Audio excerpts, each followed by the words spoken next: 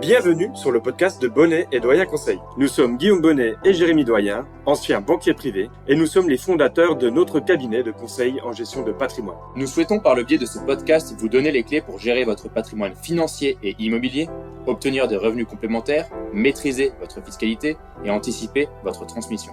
Si ces sujets vous intéressent, alors abonnez-vous. Nous vous souhaitons une très bonne écoute. Et aujourd'hui, on va regarder quelles sont les étapes à valider avec votre notaire avant d'acheter un bien immobilier. Et pour échanger sur ce sujet, nous sommes aujourd'hui accompagnés de maître Marine Cocchat, qui est notaire dans le 17e arrondissement de Paris et qui a accepté bien gentiment de répondre à l'ensemble de nos questions. Bonjour Guillaume, bonjour Jérémy.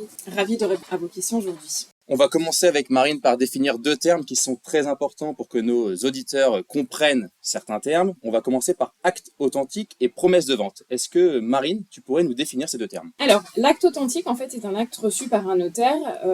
Contrairement à ce qu'on pourrait penser, ce n'est pas que l'acte définitif qu'on signe le jour de la vente.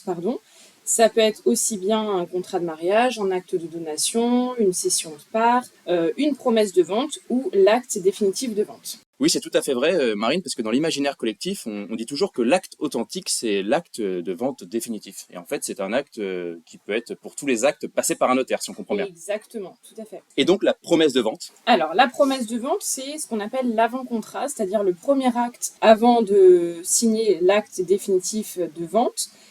Cette promesse de vente, elle peut avoir deux formes, soit unilatérale, c'est-à-dire qu'uniquement le vendeur s'engage au terme du contrat, ou alors une promesse synallagmatique qui porte aussi le nom de compromis, dans laquelle en fait les deux parties s'engagent, aussi bien le vendeur que l'acquéreur. Le compromis, il peut être rédigé sous seing privé, c'est-à-dire qu'une agence immobilière peut le rédiger, alors que la promesse unilatérale, qui est un acte authentique, doit être nécessairement signée devant notaire. En tout cas, c'est l'usage. On va passer aux questions avec Guillaume. Je te laisse poser la première question, Guillaume. Exactement. On a préparé pas mal de questions pour aider les auditeurs à comprendre un peu comment ça se passe quand on veut faire une acquisition immobilière. On va commencer par la première. Est-ce que c'est obligatoire de faire appel à un notaire pour faire une acquisition dans l'immobilier ? Alors la réponse est très simple, c'est oui, car en fait le notaire est la seule personne, le seul professionnel du droit habilité à faire publier au fichier immobilier le transfert de propriété d'un bien qui appartient à monsieur X pour le transférer à monsieur Y. Donc concrètement, si je veux, moi, acheter un bien immobilier, je dois passer par un notaire. Pour l'acte définitif, oui, aussi bien on peut signer un compromis au départ en agence, mais par contre, pour que l'acte soit opposable au tiers, donc le notaire est le seul professionnel habilité à être l'interlocuteur en fait privilégié avec le service, ce qu'on appelait anciennement la conservation des hypothèques, qui aujourd'hui s'appelle le service de la publicité foncière, pour transférer la propriété d'un bien. C'est un fichier en fait dans lequel sont répertoriés par parcelle, par lot de copropriété, par adresse, les propriétaires successifs d'un bien. Donc pour nos auditeurs, si vous souhaitez acheter un bien immobilier, vous devez passer par un notaire, c'est obligatoire. Et bien la deuxième question, c'est quels sont les avantages, parce que tu l'as dit juste avant, de signer un compromis chez le notaire par rapport à une agence, car oui, le compromis, on peut le faire avec une agence. Tout à fait. Alors effectivement, l'avantage, je dirais, de signer chez le notaire, c'est que déjà on va s'assurer de l'exhaustivité du dossier, de la collecte en fait de toutes les pièces avant de signer l'avant-contrat, puisque aujourd'hui, au stade de l'avant-contrat, on a déjà quasiment la totalité des documents nécessaires à signer l'acte de vente. J'y reviendrai peut-être plus tard, quels seront les documents entre la promesse et la vente qu'on réunira, mais aujourd'hui, en tout cas depuis quelques années, on a déjà quasiment tout au stade de la promesse de vente. On est évidemment aussi garant de la sécurité juridique du contrat, donc on va vérifier tout ce qui va être problématique juridique qui pourrait naître sur le contrat, et notamment on va s'assurer de la désignation des biens, qui peut différer par rapport au titre de propriété. D'ailleurs, c'est vrai qu'on constate de temps en temps, quand on est amené à relire des compromis d'agence, que l'avantage et l'inconvénient d'une agence, c'est généralement elle veut signer rapidement.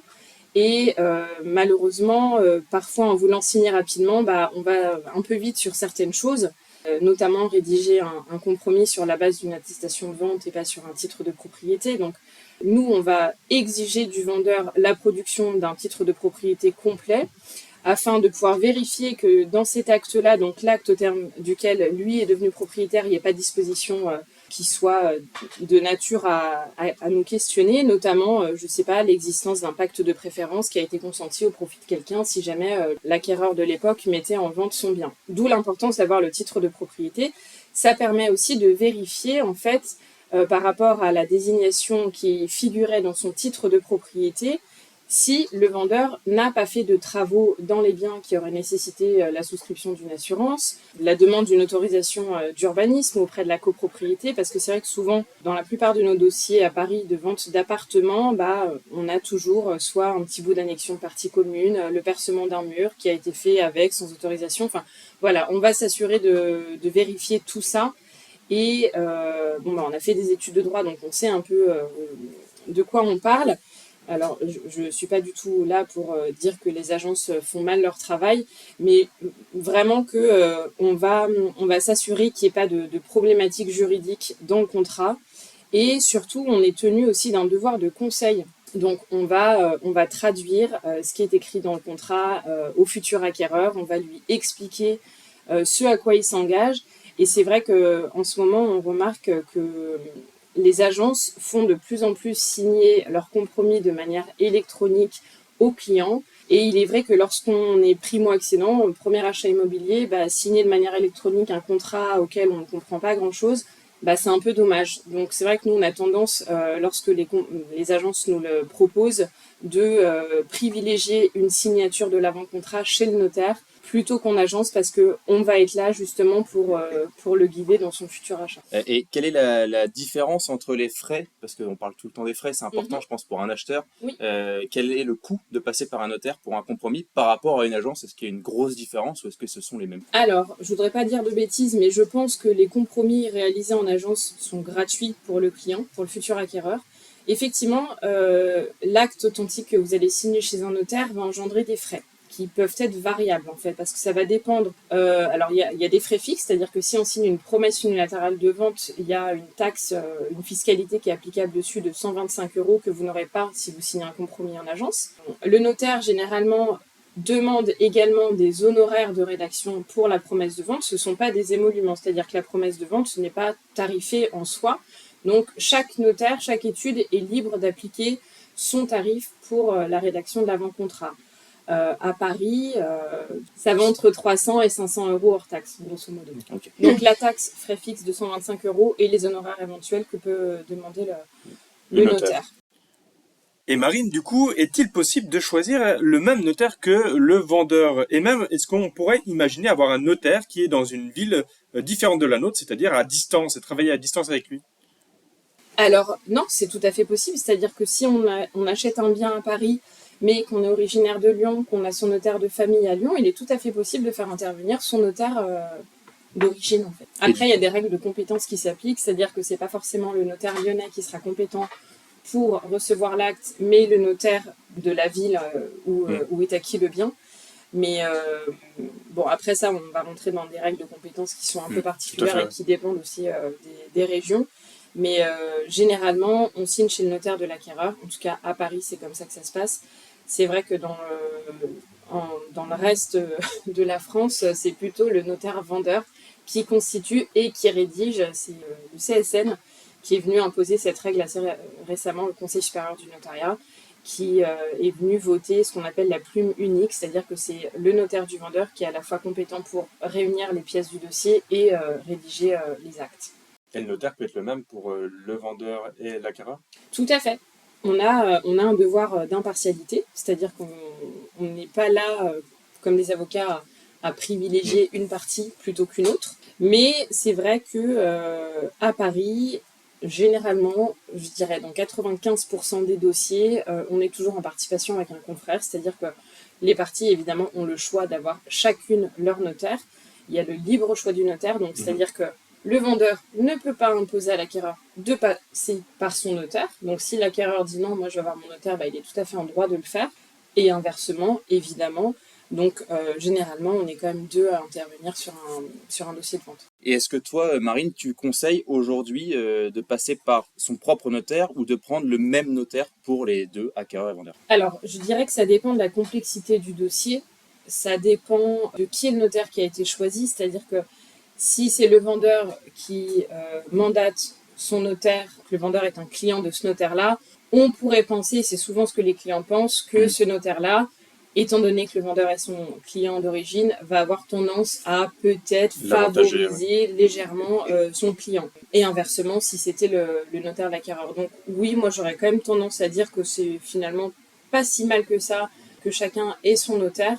Et en plus, il y a une vraie confraternité qui existe dans notre profession et qui permet d'être complémentaire aussi dans l'analyse d'un dossier.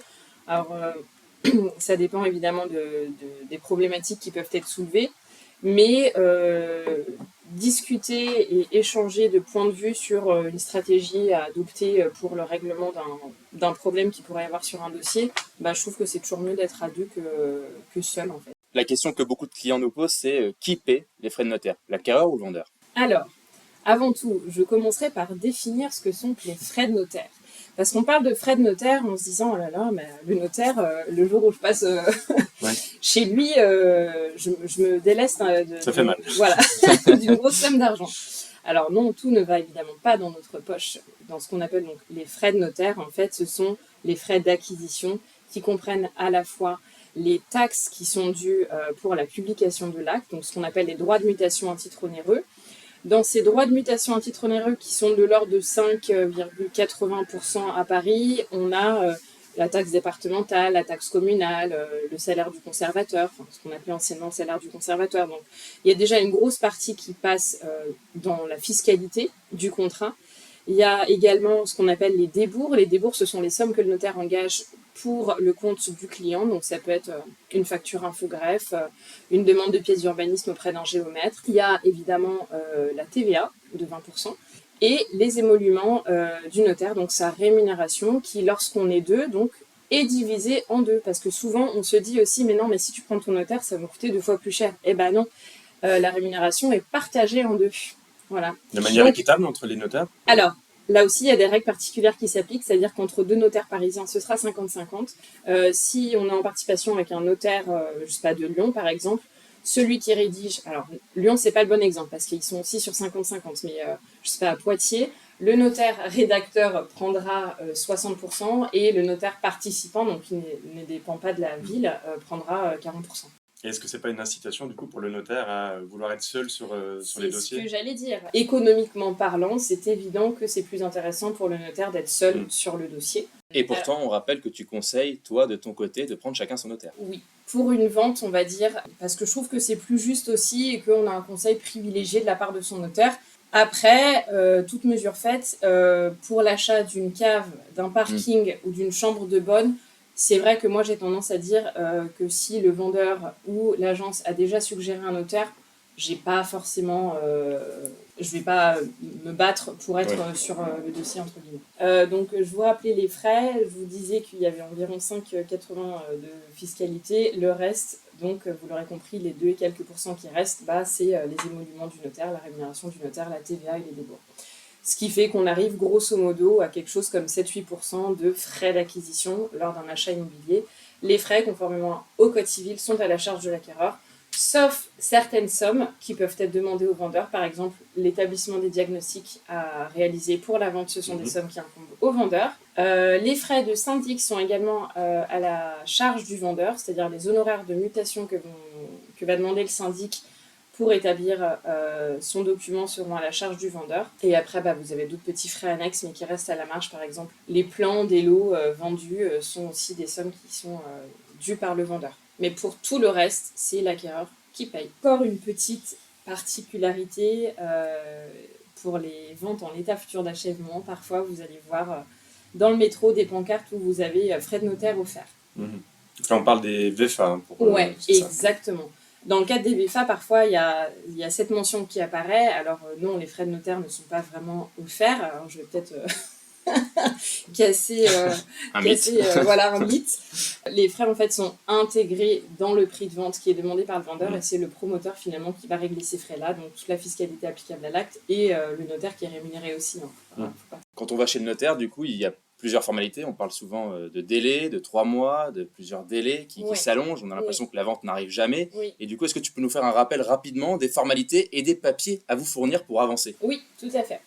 Alors, pourquoi on a l'impression que ça prend du temps? Parce qu'en fait, avant même la signature de l'avant-contrat, comme je vous le disais tout à l'heure, sur les avantages de signer chez le notaire par rapport à signer compromis en agence, c'est qu'on va réunir pas mal de documents. Alors, on va demander des documents au vendeur, mais après avoir réuni ces documents de la part du vendeur, nous, on va encore avoir d'autres démarches administratives à faire. Lever un état hypothécaire, demander les pièces au syndic, notamment toutes les pièces qui sont nées de la loi Allure, le pré-état daté, la fiche synthétique, le carnet d'entretien, les PV d'AG, le règlement de copropriété, les modificatifs, la liste est longue.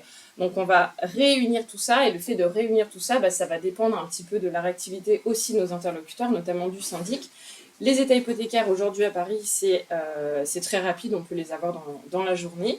On va aussi interroger le vendeur sur les travaux, j'en parlais tout à l'heure brièvement, qu'il a pu réaliser dans le bien, parce qu'on va lui faire déclarer un certain nombre de choses. Et en fonction de ces réponses, ça va susciter d'autres questions ou d'autres demandes complémentaires. Par exemple, un vendeur qui va vous dire j'ai créé un Velux, j'ai changé mes fenêtres, j'ai agrandi, j'ai cassé une cloison, potentiellement, ce sont des travaux qui nécessitaient une autorisation de la copro, d'urbanisme, la souscription d'une assurance dommage ouvrage. On va aussi lui demander comment est occupé le bien, donc est-ce que c'est un bien que lui occupe au titre de sa résidence principale, est-ce que c'est un bien qui est loué, si c'est un bien qui est loué, on va aussi lui demander tout un tas de choses par rapport au bail, quittance, état des lieux, etc. Donc voilà, donc le temps généralement qui se passe entre la signature de l'offre d'achat et la signature de l'avant-contrat, c'est le temps de réunir tous ces documents. Pendant ce temps-là, l'acquéreur ne chôme pas, puisque généralement quand il a signé une offre, il a déjà en fait anticipé un peu sa recherche de financement. Donc généralement quand on signe une offre, c'est qu'on sait qu'on est plus ou moins solvable. Donc on a déjà soit une simulation de la part de son banquier ou de la part d'un courtier qui permettent aussi de rassurer le vendeur sur l'aboutissement du projet de son acquéreur. Voilà, ensuite, on va, côté acquéreur, du coup, et côté vendeur aussi, on va leur demander les états civils complets, c'est-à-dire qui ils sont, où est-ce qu'ils sont domiciliés, quelle est leur situation matrimoniale, puisqu'en fonction de ça, les choses peuvent prendre une autre tournure, c'est-à-dire que pour des concubins qui achètent, on va les interroger sur certaines choses et leur suggérer peut-être que s'ils font l'acquisition de leur résidence principale, si le mariage n'est pas envisagé à court terme, ce serait peut-être opportun de signer un Pacs et un testament pour se protéger mutuellement. Mais ça pourra faire l'objet d'un autre podcast sur les différents types de conjugalité qui existent et en quoi ça vous protège.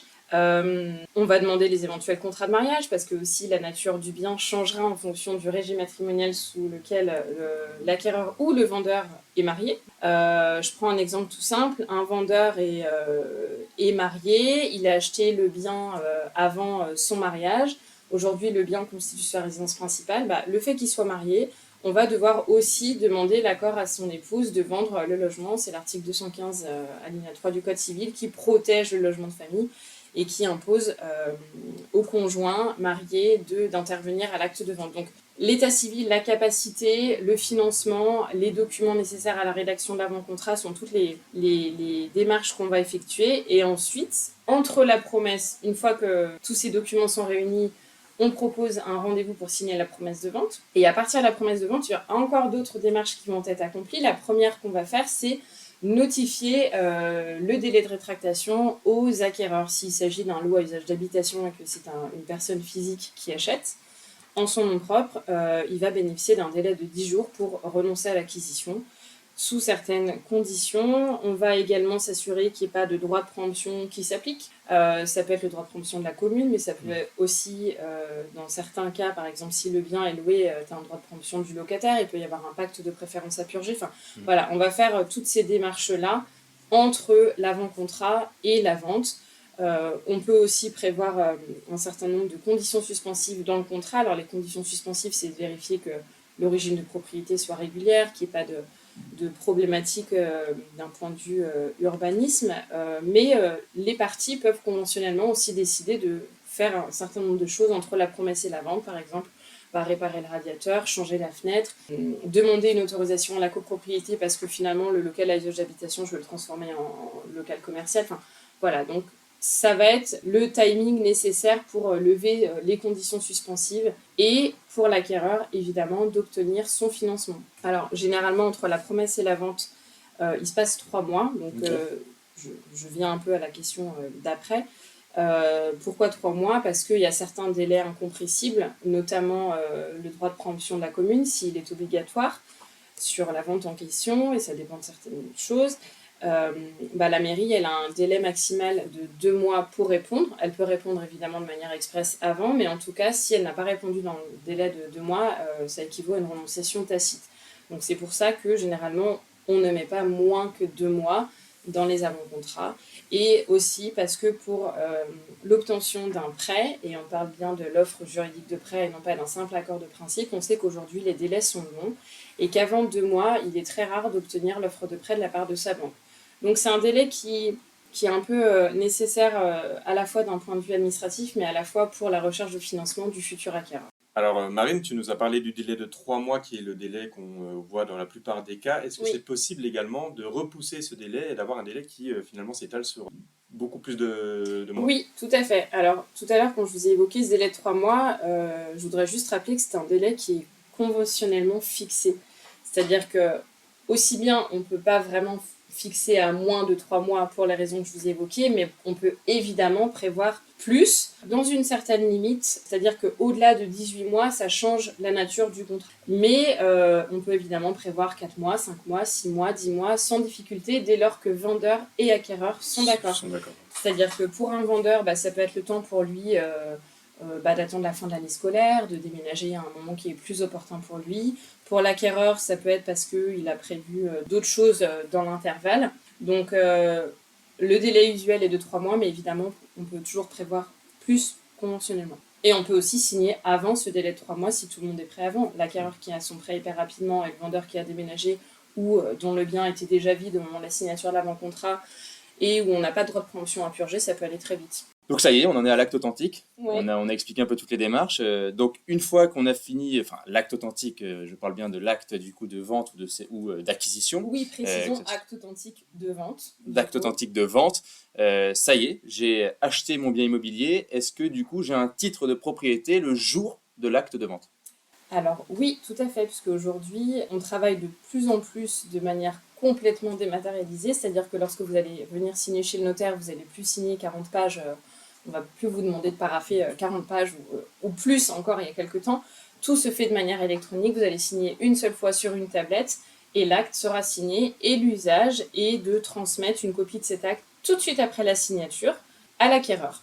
On remet également des attestations de vente avec prix, sans prix à l'acquéreur de manière à ce que lui puisse justifier de son titre de propriété auprès de la mairie pour l'inscription à l'école, auprès de son assureur, voilà. Et du coup, est-ce que c'est également à ce moment-là que se passe la remise des clés ou est-ce que ça se fait plus tard justement? Alors non, la remise des clés, on insiste beaucoup dessus, ça ne se fait pas avant de venir signer chez le notaire.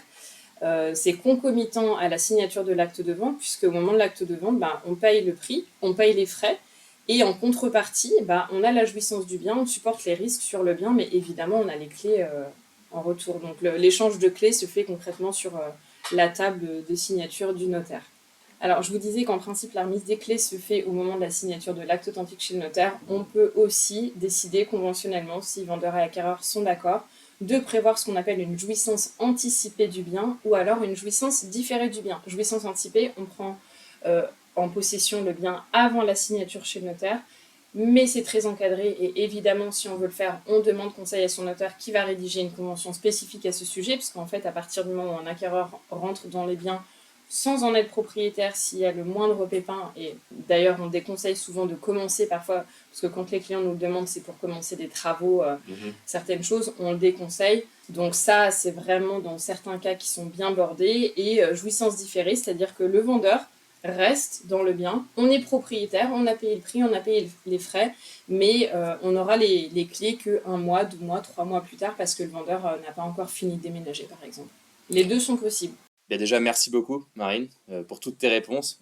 Ça t'a pris un peu de temps quand Avec même plaisir, ce matin avec j'espère nous. que c'était clair. Non, c'était très très clair et je pense que les auditeurs seront très contents et auront toutes les réponses aux questions qu'on a posées aujourd'hui. Oui, je pense que ça permet vraiment de mieux comprendre comment se passe une acquisition, comment se passe la relation avec le notaire, avec les notaires quand il y en a plusieurs, celui de l'acquéreur, celui du vendeur. Et ça permet de rappeler les grandes étapes et les délais qui sont ceux d'une acquisition immobilière et dont il faut avoir conscience quand on veut faire sa première acquisition immobilière et qu'on veut se lancer dans l'investissement immobilier également. Aujourd'hui, on était plus sur l'acquisition d'une résidence principale, c'est de ça qu'on a le plus parlé.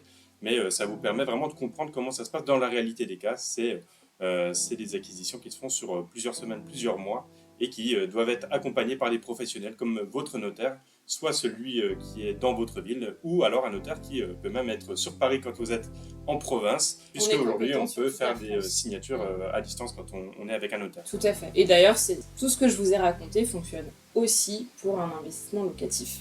Exactement. Donc c'est pas que les règles ne s'appliquent pas uniquement pour l'acquisition d'une résidence principale, mais aussi potentiellement pour un investissement locatif, une résidence secondaire. Ce que j'en retiens aussi personnellement, c'est qu'il ne faut pas se précipiter quand on fait une acquisition chez le notaire. Donc c'est ce que je vais dire aussi aux auditeurs aujourd'hui, c'est ne pas se précipiter et prendre le temps d'être accompagné par un agent immobilier, par un notaire, pourquoi pas par un conseiller en gestion de patrimoine en fonction de la fiscalité par la suite. Ce que j'ai envie de dire aussi, c'est qu'aujourd'hui on a une actu immobilière qui parle beaucoup, avec beaucoup de titres qui peuvent faire peur. On entend parler souvent d'un crack immobilier à venir ou qui est en train de se passer. Déjà, premièrement, je souhaite rassurer les auditeurs là-dessus, ce n'est pas encore le cas concrètement, le crack immobilier. On a des légères baisses dans beaucoup de villes de France et on en a parlé sur d'autres podcasts.